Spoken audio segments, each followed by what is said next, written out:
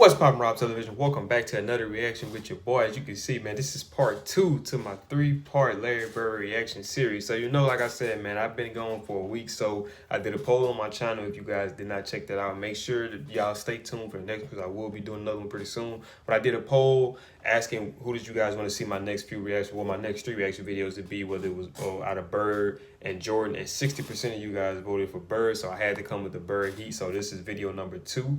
But I've never seen this video before. I ran across the video randomly through my timeline. I seen that this is Larry Bird's most disrespectful promise. So I can only imagine, being that it's Bird, I can only imagine what this is. So I'm very excited for this. But you know how we do it, man. I ain't gonna talk y'all to death. Before we get into the video, do me a big favor, man. Smash that thumbs up button. Also, if you're new to the channel, man, make sure you subscribe. When you subscribe, click that post notification bell to be notified on all things Rob Television. Let's check it out. Hey guys, this video is brought to you by Banneker Watches. If you like classy, stylish, and unique watches with a little bit of history to it, Banneker Watches is perfect for you. They even have the Tim Hardaway edition. So check out BannekerWatches.com and get your watch today.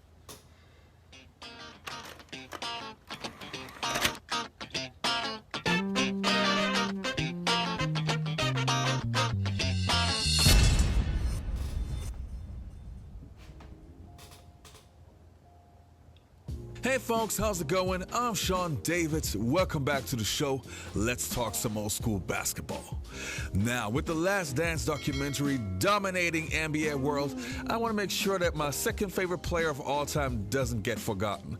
Now, with Michael Jordan being my number 1, Larry Bird being my number 2. So in this video, I want to cover a Larry Bird story, or let's say my favorite insane Larry Bird story. But before we start with this video, a quick shout out to my Patreons. Thanks a lot, you guys, for supporting the show. It's really appreciated.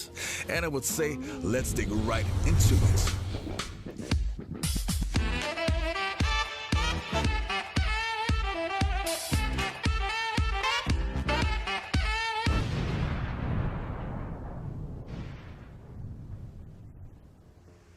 In the mid-1980s, you had some of the most iconic players in NBA history, if it was a Magic Johnson, a Dr. J, or a Michael Jordan. But even until today, everybody wants to know more about Larry Bird. The guy that can't jump, was super slow, but some way somehow was still able to give you 30 points a night. It's kind of funny. In the last couple of months, I spoke to many NBA legends of that era, and they all basically said the same thing. Slow and can't jump? I gotta be talking about somebody else but Larry Bird. Now, since the game today is a completely different game in comparison to the 80s and 90s, players like Larry Bird are mysterious. Hearing all those crazy trash talk stories, and then seeing that this guy was actually able to back it up, it's just crazy. I mean, the things that Larry used to do are so bold and funny, and just to think that Larry used to trash talk the biggest names in the games, it's just incredible. For example, when Magic Johnson and Larry Bird became friends and the Lakers and the Celtics were playing against each other, there was that one game where Magic had to sit out and watch the game from the bench. And what did Larry Bird do? He walks to Magic and says, "Man, I'm sorry you're not playing, but I'm gonna tell you what, since you're already here, I'm gonna put on a show for you." And what can you say? Larry kept his promise and had a great night, and after every bucket, he looked over to Magic. Or who can forget the game of the Boston Celtics versus the Atlanta Hawks, which to me is the second best. You got so many stories about Bird, man. It's just so, it's really so hard. It's hard to choose just one, because there's so many, man. Like, even when I think I might have heard every Bird story, you guys either comment one or it's just one that's just popping my timeline. I just be like, man, that's crazy. Second best Larry Bird trash talk story. But when you played against somebody, do you remember? Well, you had the Bird night. I had the Bird night. That was a tough night, man. But when a guy is literally coming up the court, calling his shots, and Bird talked a lot of trash. And that's in New Orleans. That's in New Orleans. In that game, we're on the free throw line, and he literally says, left side over across the 3, and you're listening to him. That's a tough feeling. I think Bird went by the bench one time too. He fell in the bench. Oh, he did. Yeah, and he called that one. That was the one where he fell in it. He literally said, off the glass into the trainer. And, yeah, and so it was a bad night. Bird, 14 seconds, he got fouled. He hit the shot. They're not going to count it. And Bird falls into Joe O'Toole.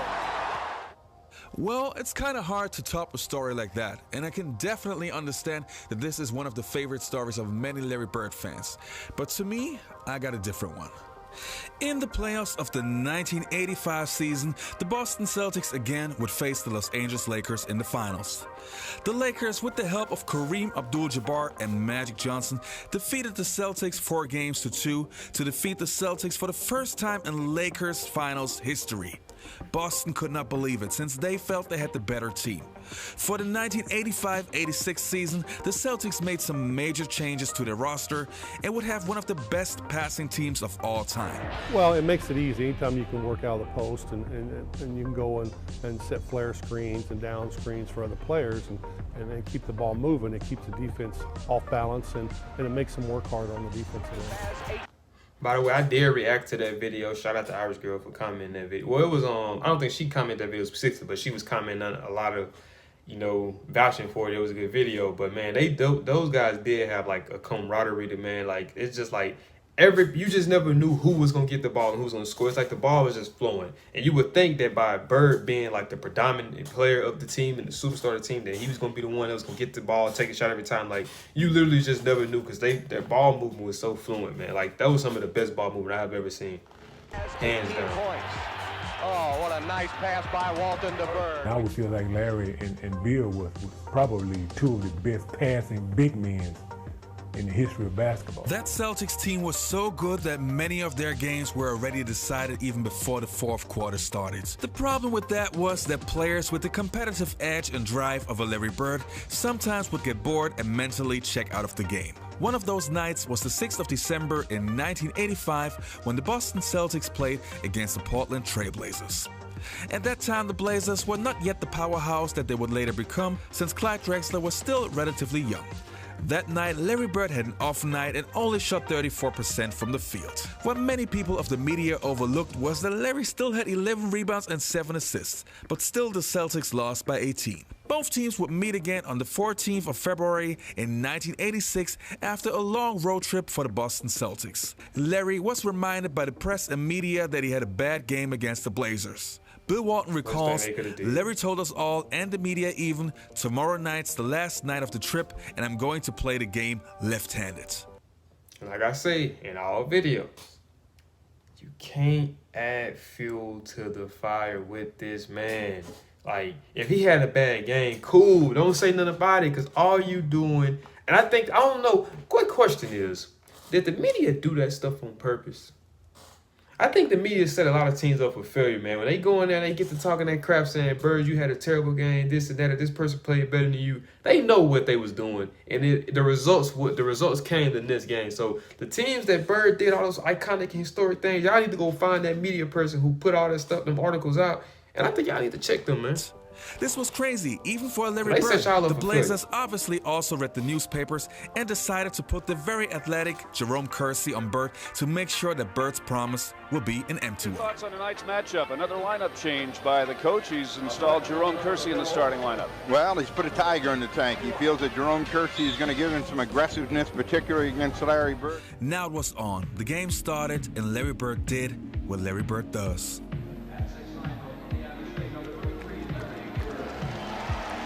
Larry told all of us and the media, he said, tomorrow night's the last game of the trip. I'm going to play this one left-handed. So when you look at the matchups, you'll see Kiki Vandeweghe handling Scott Wedman. Of course, Sam Bowie will handle Robert Carey. And the assignment for Jerome Kersey is to be able to handle a hot-shooting Larry Bird. There's Bird. 10-6.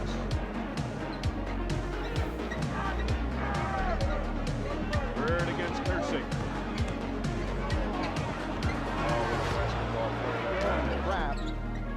Bird is open. Larry Bird over Kersey. Doesn't matter where he is. Bottom of the middle. Jackson. Rebound aid. Well, Bird's still down there. There's nothing you can do about that when a guy coming down to the 3-minute mark. Second quarter. Wedman for Parrish against Louis. Too far, Bird's there. 47-46. 16 points for Larry Bird. Parrish dominates the Celtics offense. Then Johnson and Bird. Tied again. C-stick for Larry Bird. Bird with the left hand, and it stays. Left hand, right hand, both hands. No hands. Danny Ainge for Bird. 95-90. Bird with 37. One time, everything has come from the outside, so you really don't take advantage of your advantage. And they got 3 fouls real quick, penetrating. Bird. Hoop's good, and he's fouled. Shot clock's at 8.